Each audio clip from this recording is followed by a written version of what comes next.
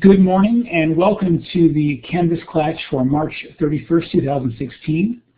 I am Gregory Beyrer and I am a member of the steering committee for the Online Education Initiative. I am also working with @ONE on the teaching some courses on how to use Canvas and helping boost the community for California community colleges within the Canvas community. The topic for today's Canvas call is announcements and discussion. I don't have anyone in the room with me right now, so I will proceed lecture style and go through the various topics that are here. My comments and suggestions are informed by the classes I've been teaching on how to use Canvas, of course, my own experience with the tool, and I will be making a couple of comparisons here and there to other systems that some of us might be familiar with. As I engage the screen sharing,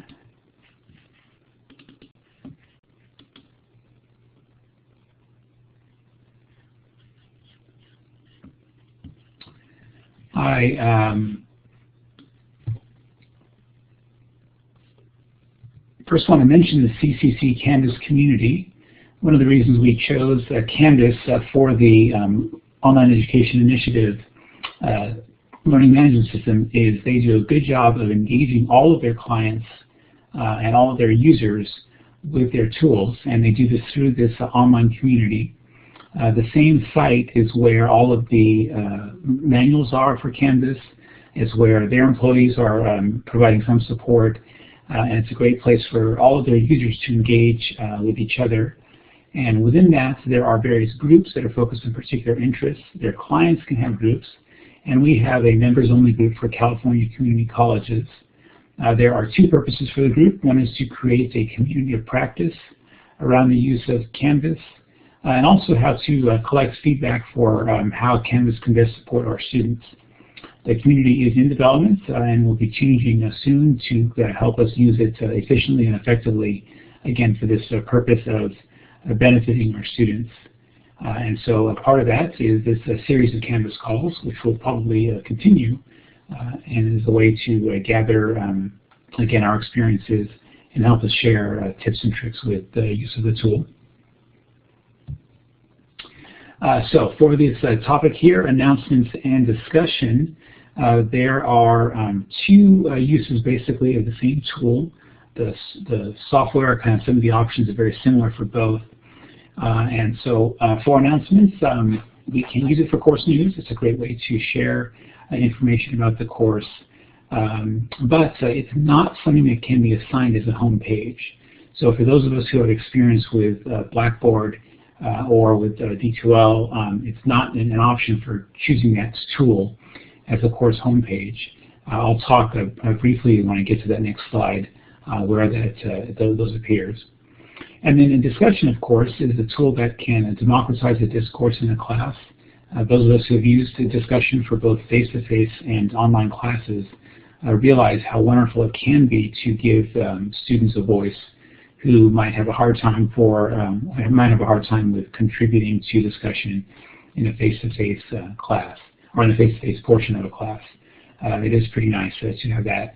And as I go through some of the tips and tricks, I hope that you'll see that the grading is something that is not too hard. I will start next with the announcements and discussions to talk about actually the course setting options. So these are options that are on the course settings page. And the more options, you have to click the more options button to link rather to see these options. These are things to think about for whether you want these your students having these options. One is, do you want students to be able to attach files to their contributions to discussion? So that is an option that you have. Also, do you want students to be able to create their own discussions? So some of us may decide that we want our students to be able to do that. It's just an option that you have.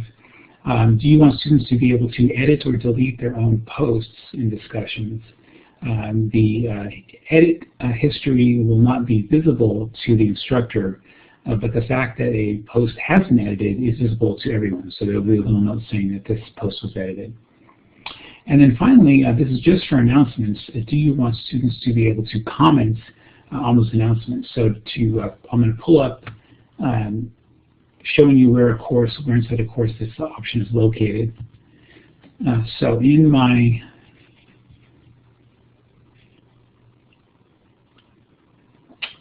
course, underwater basket weaving, on the settings page,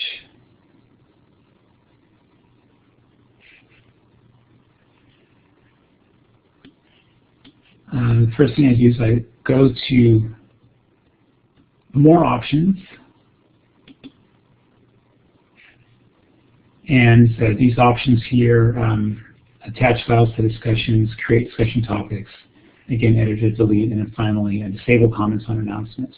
And then if I make changes to the settings, I of course will click the Update Course Details button.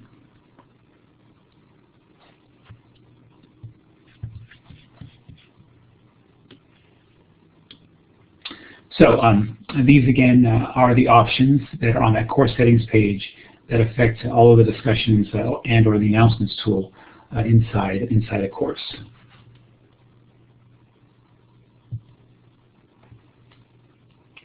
Now focusing on announcements. The announcements appear in the course stream. Of course, there is an announcements tool. I should say that first of all. There is an announcements tool that you can make available on the course navigation.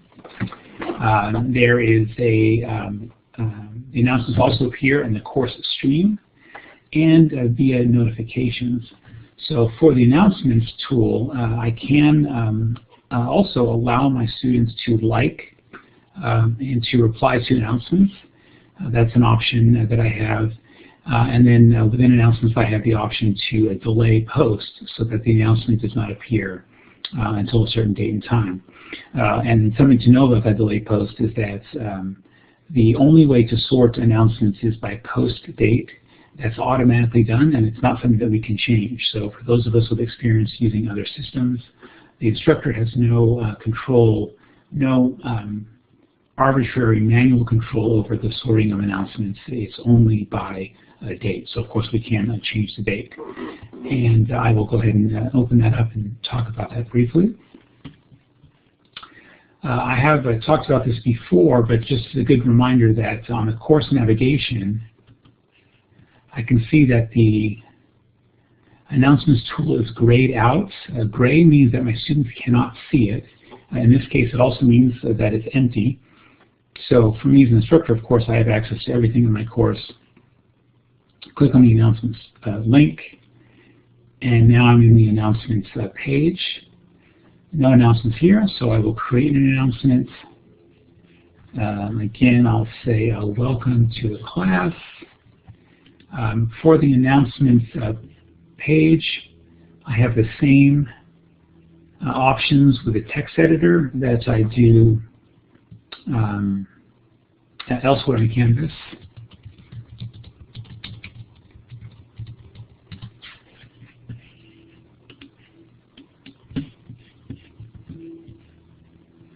For the announcement options, I can attach a file to an announcement. I can again choose to delay the post, and then I have the options to allow liking, and again I have the reply option, which is of course a setting. I'm going to come back and talk about the podcast feed in a few minutes. And then as with the other uses of the rich text editor, I have the option to insert content. So from the announcements tool, I can include a link to a course, a quiz or announcements, a quiz or a module page or a discussion if I want to include that there. I'll go ahead and click Save here. And I will create another announcement. So I'll go back to the announcements page. Again, click on that plus announcement button. And so I'll go ahead and prep my week 2 announcements.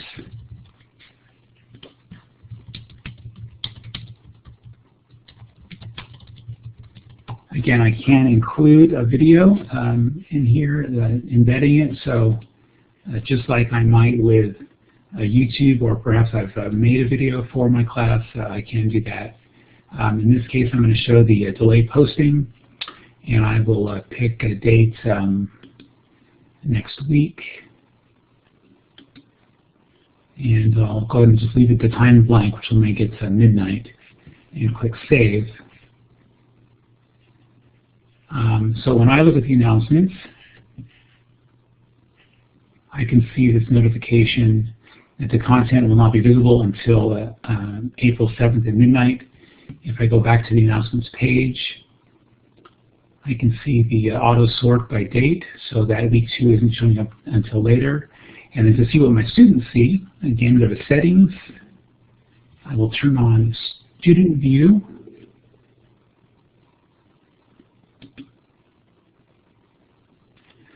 And I'll go to the announcements page. Actually, I'm going to go ahead and check out course stream since I'm here on the course homepage. So on the course stream, what my students see is I have an announcement.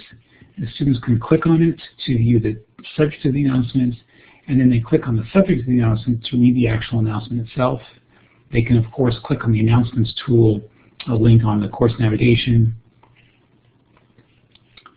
and this shows them a truncated version of the announcements. So again, they have to click on the subject line to the announcement, and they can see the announcement. Again, from the student's perspective, that announcement that is not appearing until week 2, they cannot see it at all until the date and time that I've selected.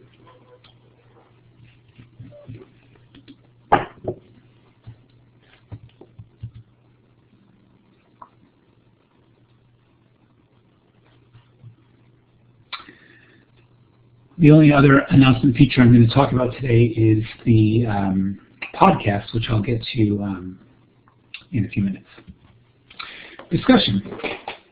So the discussion tool is a tool that is pretty useful for online classes in particular.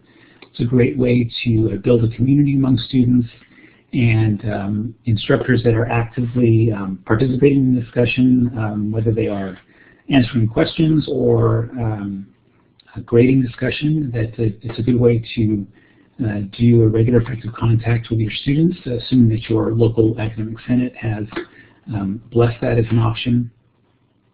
For those of us who are used to using discussions in other systems, the Canvas discussion tool is very flat, so there is not an option that these terms for topic or forum. It's only discussion threads. So what we do as instructors, unless we allow our students to do this, all we are doing is creating thread starters. The consequence of that is that the replies, they cannot change the subject line of the reply. So whatever the title of the discussion is, that is the subject line for everything that's part of it. So that's a good thing to think about, and it was a helpful analogy that I thought of, that there are no topics or forums in this discussion tool. It's only threads.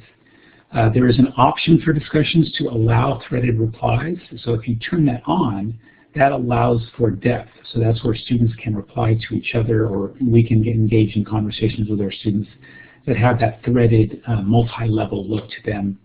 If you turn that off as an option, then there's only one level of reply. So there's the initial post, and then all replies to that post are at that same level. Another option that this discussion has is called Post First.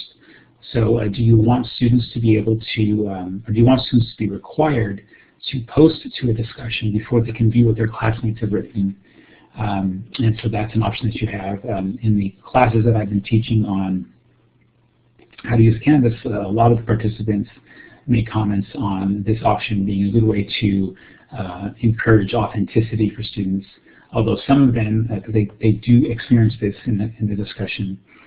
Some of them do wish they had the ability to see what their classmates had written first to make sure that they had a shared understanding of the particular question for the discussion. Discussions that can be made available, and then they can also be made unavailable. The difference is that the availability date, if you post a date that then the students can see the title to the discussion, but they can't see anything inside of it until that date is visible, and then they can see the description. Again, if you allow them to, if you have the post first option turned off, then they can view what everyone else has written as replies before they reply.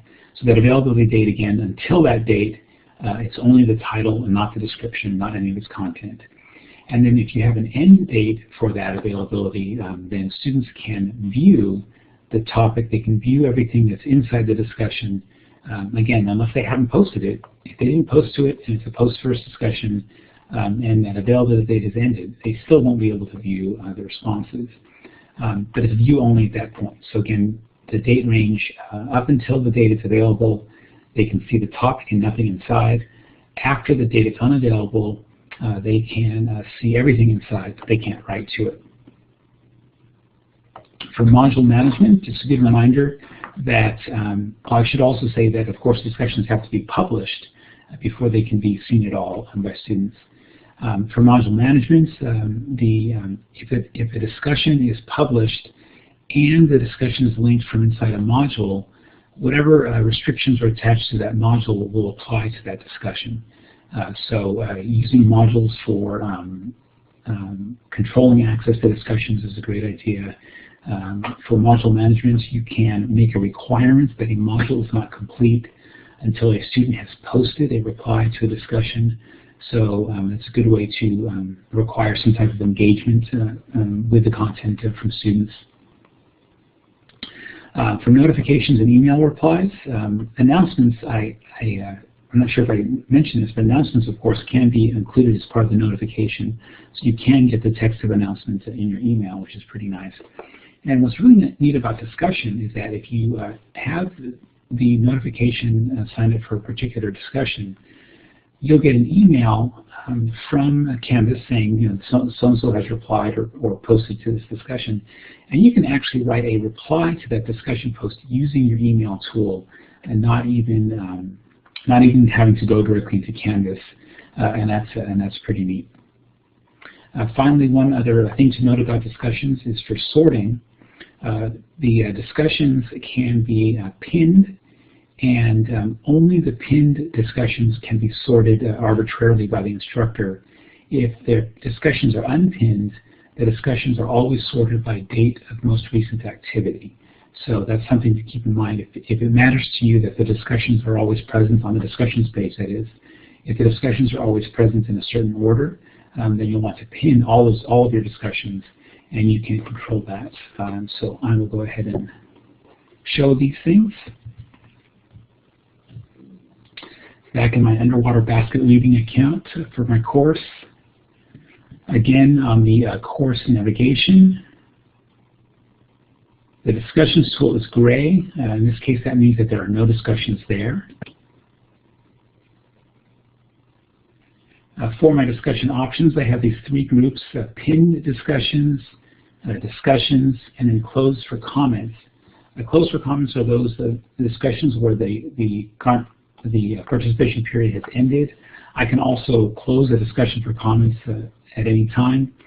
The closed for comments means that students can view what's inside them but cannot contribute. Discussions is just the unpinned current discussions, basically. And then pinned is where I can control the order.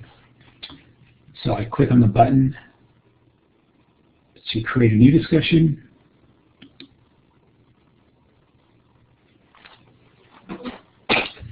Give my discussion a topic.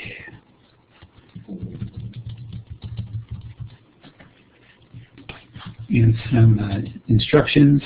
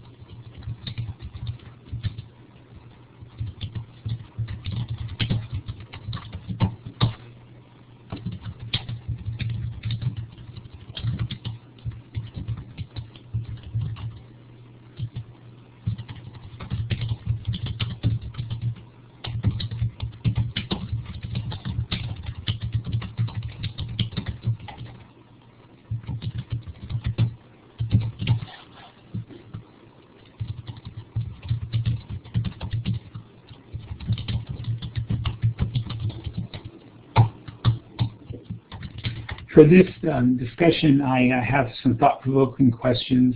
I'm going to use the same example for grading. So I will include some grading instructions here.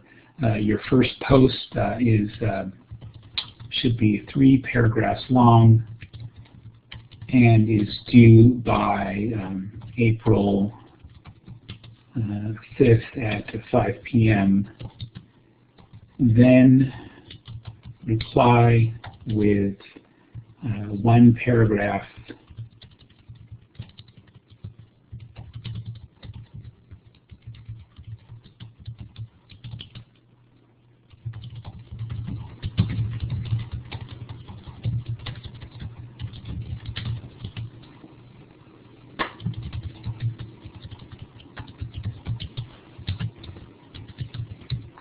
Okay, and I'm going to write that this discussion will be graded using the discussion rubric, and I'll include that as well today. So I've created a discussion. I've got a couple of thought-provoking question, and I have these options here. I do want to allow threaded replies because I hope that my students will engage in the conversation with each other. I like the first post option, so I will turn that on. And of course, this is graded. I will make this discussion with 20 points, and I'm going to leave that as is. I will give it the due dates of, what did I say up here? On the due date, I'm going to make it that first due date, April 5th at 5 p.m. So 2016, April 5th. 5 p.m. Okay, so to 12 a.m. I will make it available until April 7th at 5 p.m. In a few minutes, I'll talk about how to manage that. I will click a Save and Publish. I do want to make sure that this is published. And so this discussion is now created. It is graded, and I am ready to move on to the next option. I will go back to my discussions page because I want to talk about the pin options here. And so I'll create a new discussion. In this case, I'm just going to say week 2 of discussion. I'm not going to put all the details, but I am going to turn on the graded option, make it the same points, and allow those the same options regarding threaded and posting first.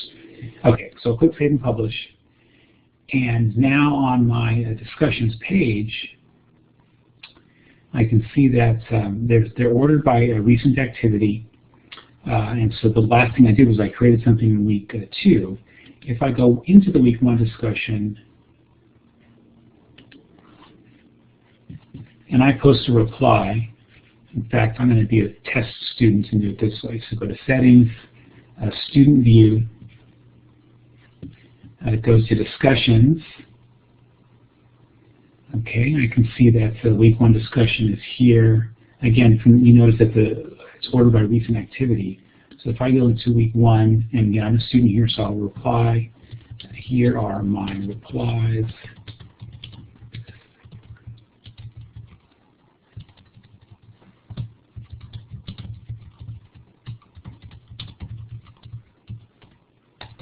Okay,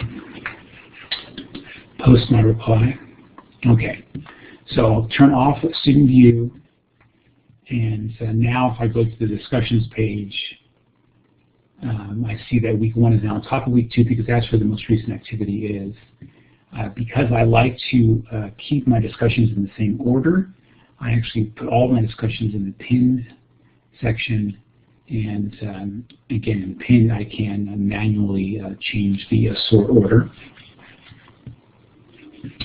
Okay. Now let's talk about discussion grading.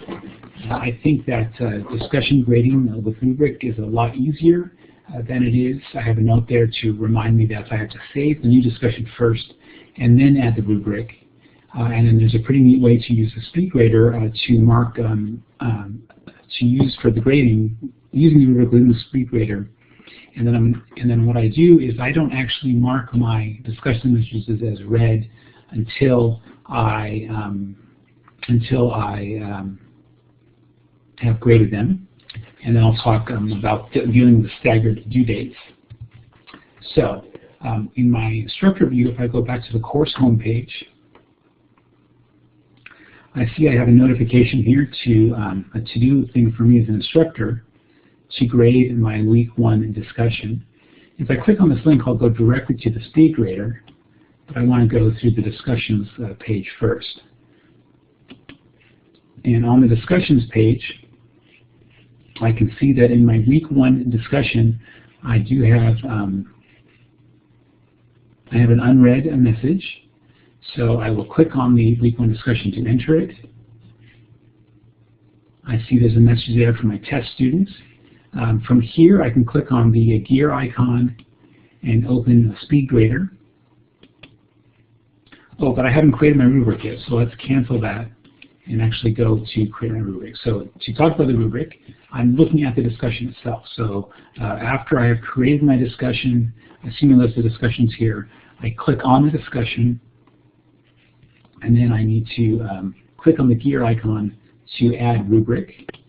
This opens up the rubric in a new dialog. If I already have a rubric in this course, I can click on the Find Rubric to add it, but I'm going to create one on the fly here. So I will call this my discussion rubric. I'm going to add, the criterion here is the first one is going to be the initial post. Remember, this is a 20-point discussion, so I will make the ratings 10 points is full marks. I'm going to click on the little double arrow icon here to add a middle rating and say, call this partial marks, and leave that at 5 points. I can change all these options here. So there's 10 points for that. I'm going to add a criterion, and I'm going to call this replies. And again, full marks will be 10 points. Adding another rating, calling that partial marks. I'll leave that at 5. And then no marks are 0. So now when I grade, I'll be able to grade the student's initial post separately from their replies. I do want to turn the option to say use this assignment for assignment grading yes. So I'll turn that on and then click create rubric. So now this rubric has been attached to this discussion. And if I go back to discussions, I will use, of course, the same rubric for all of my discussions. I can click on my week 2 discussion and then click on the gear icon to add a rubric. And this case, I'm going to find a rubric. And within my class, I see I have just one, so I will click on the discussion rubric to select it. Now there we go. I'll scroll down a little bit to click the button to use this rubric. And then I've assigned it to that. So now I will close this, and I'll go back to my home page. Again, how I grade a discussion, because I have the rubric there, it's going to be a little bit easier to grade. Also, I will go straight from my course homepage, and since pretty much every discussion is graded, except for the open questions discussion, I can see here I have a new submission again for week 1. So if I click on that, I'll go directly to the SpeedGrader page. I'll already be opened to an ungraded students for this assignment. If I click on the button to view rubric, since I use rubric for scoring, I can give this students partial marks, and I can add a comment that is direct to this particular criterion. And so that comment will be make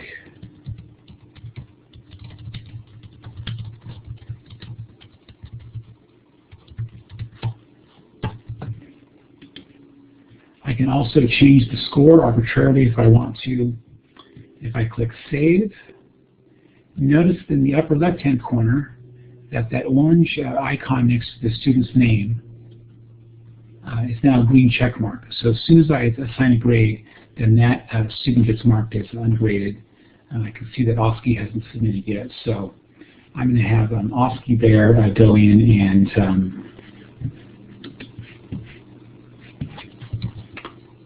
participate as well.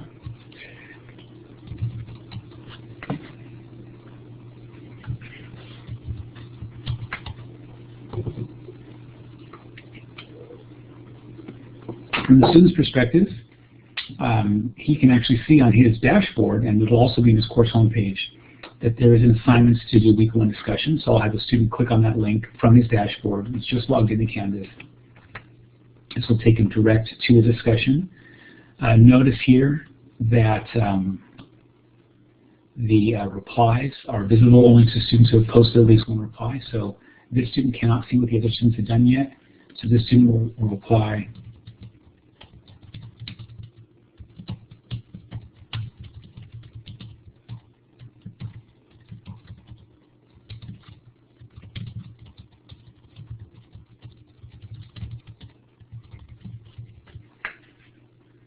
once the student posts a reply, now the student can see everything else that has been written in that discussion.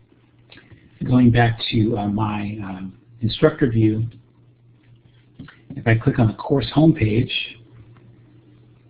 I will see that I have another grade discussion to grade here. We just saw that submission there. But I'm going to show you something that is something to be aware of, especially if you have a staggered discussion assignment like I do in this case. So I will go back to student view,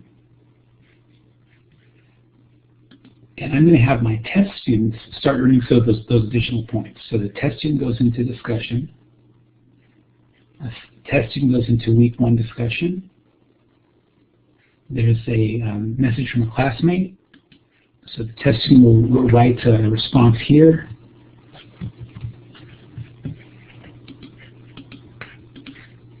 This time the test student puts in a complete paragraph and clicks post reply. So from this student's perspective, the assignments are to do a 3-paragraph reply to the original discussion, and then to write 2 different replies to classmates. So from this student's perspective, this student has done basically 2/3 of the assignment, the initial post and then 1 reply. From my instructor's perspective, if I again go back to my home page, notice that when I click on that to-do list, that grade week 1 discussion, you see there's a number 1 there.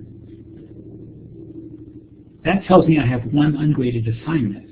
If I click on grade week 1 discussion, and I look at my list of students in the upper left-hand corner there, I can see that according to Canvas, the speed grader, my test student has already been graded. Oski Beyrer has not been graded yet, so I'll go ahead and grade Oski 1 here. Again, give him the partial marks there. I can repeat that same comment.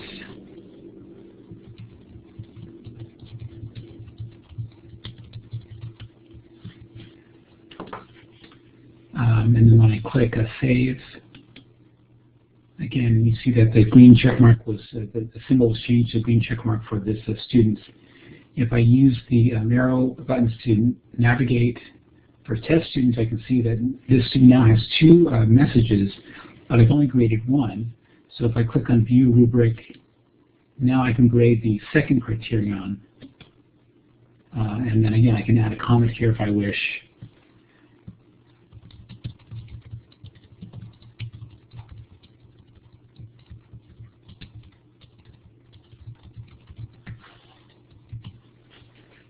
Again, click Save. So it's important to know that when students make additional comments to discussion, the status of their graded, their assignments, whether it's graded or ungraded, does not change. So that's something to be aware of, so that in those 2 days that I have for my students who write replies, I'm having to remember to go back and to check the students who did the original assignment to make sure that I'm giving them credit for their replies. So from the speed grader, I can actually click on the name of the assignments to go to that tool, in this case the week 1 discussion. I don't ever worry about marking the discussions as read because I'm doing that in the grading. Canvas does actually mark them as read automatically when they're on the page, although you can change this option. From my student's perspective, let's take a look at OSCE's view. From the student's perspective, if the student goes back to the course homepage, and again, this will show up on the dashboard as well, the student can see that there's recent feedback for week 1 discussion. So the student clicks on that. The student sees the score, grade 2 out of 20, and then clicks show rubric, and then you can see that they have a comments for that initial post, and that shows up for the students.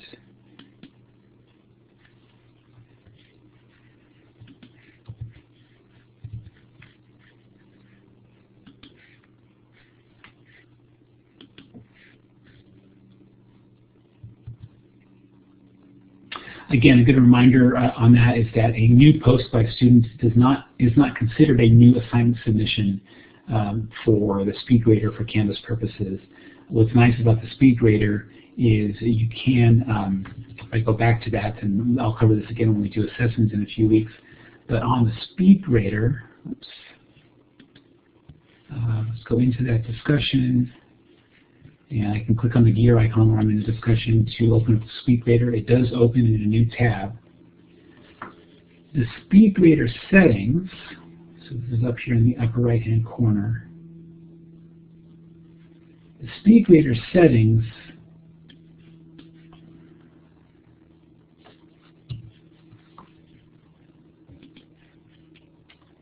include the option to sort by the date the assignment was submitted or by submission status.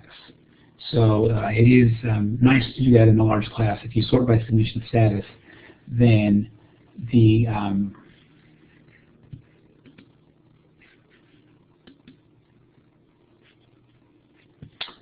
list of students on the pull-down menu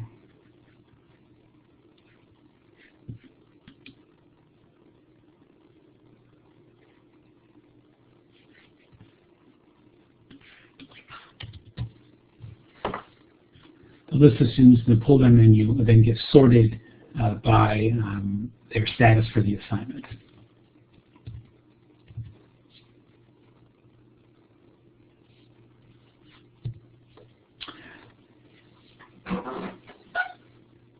One final option that you can do for both the announcements and discussions tools is you can do a podcasting with it, and the students can then subscribe to that.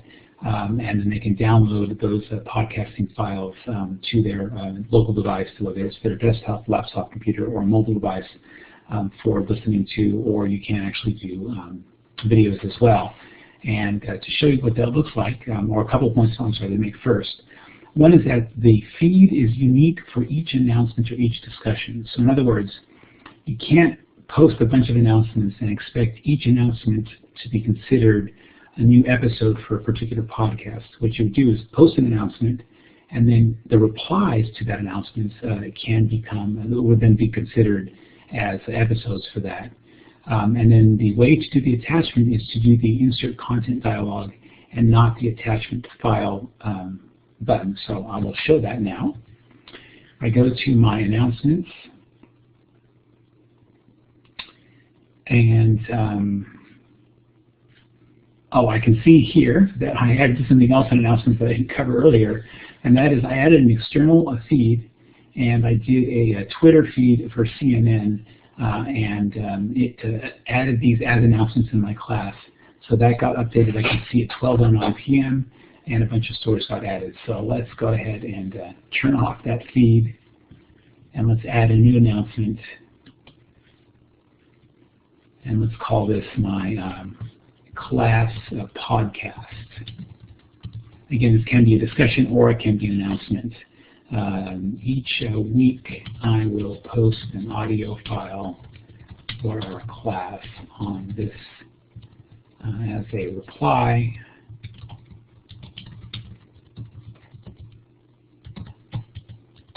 You can listen online or subscribe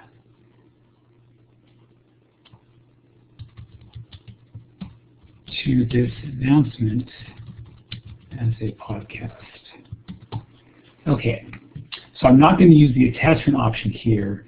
The best way to do this is to attach it using the Insert Content dialog on the right side of the page. And in this class, I will click on the Files tab. And I've already created a folder in my course files called MP3. So I have an MP3 file here. There's number 1. And I can see that the file has been linked within the rich content editor. I'll click Save. And now if my students view, let's go to Student View.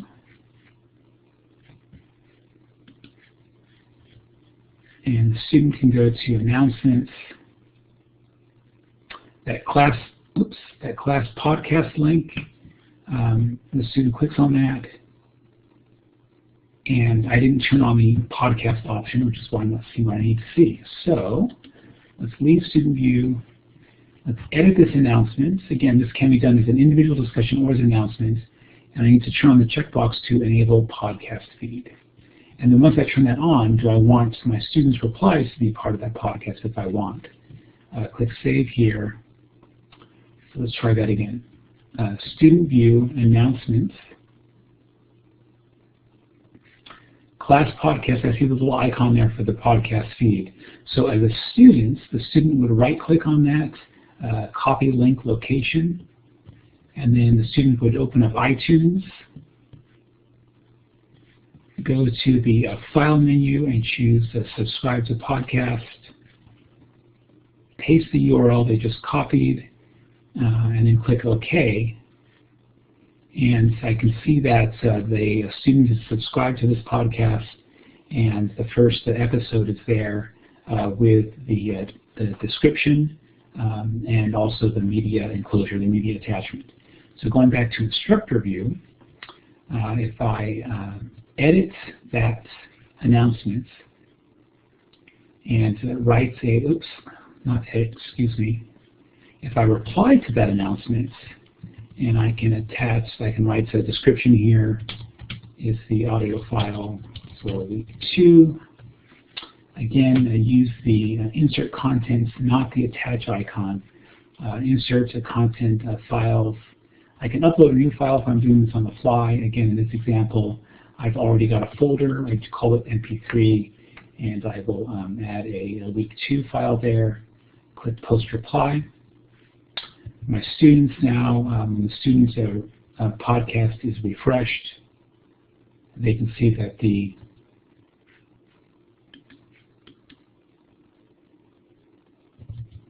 file is supposed to be there.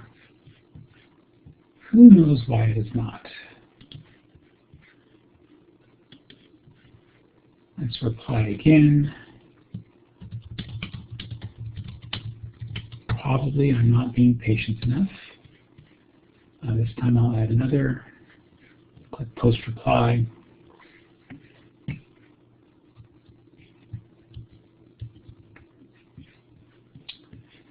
The student refreshes the podcast.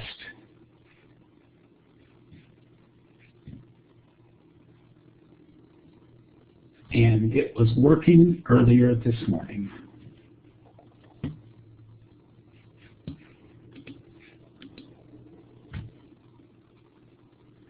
Okay, let's try this in a discussion to see if that works better. So this time I will create a new discussion. I'll give it the same title, a class podcast, and let's just do some random text there for the description. Insert content that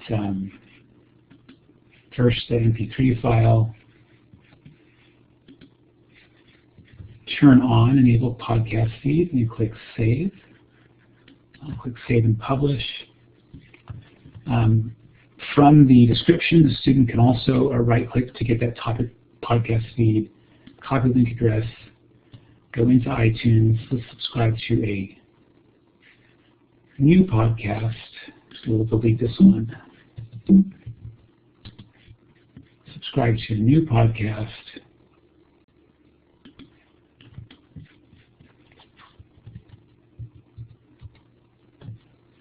Okay.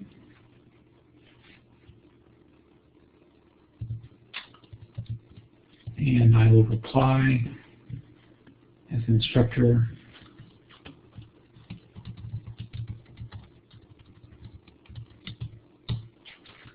Again, insert content.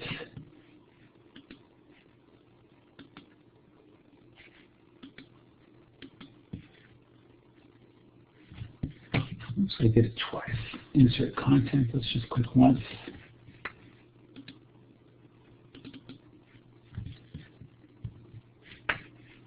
Post reply.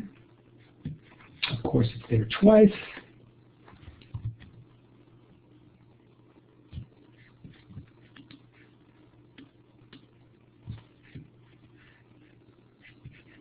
I'm going to guess that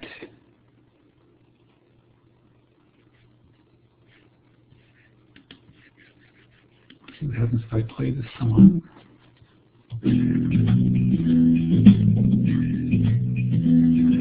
Okay.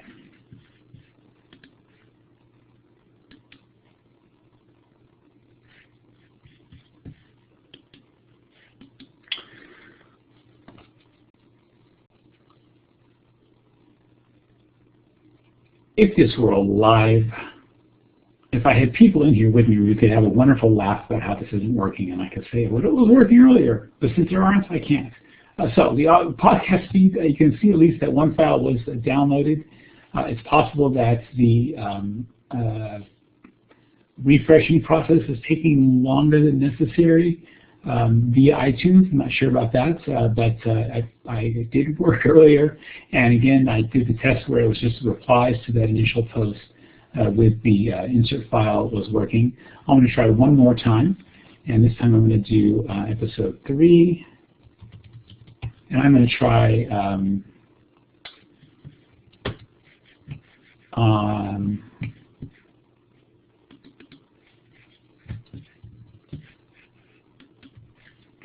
I make sure that it's working inside the browser.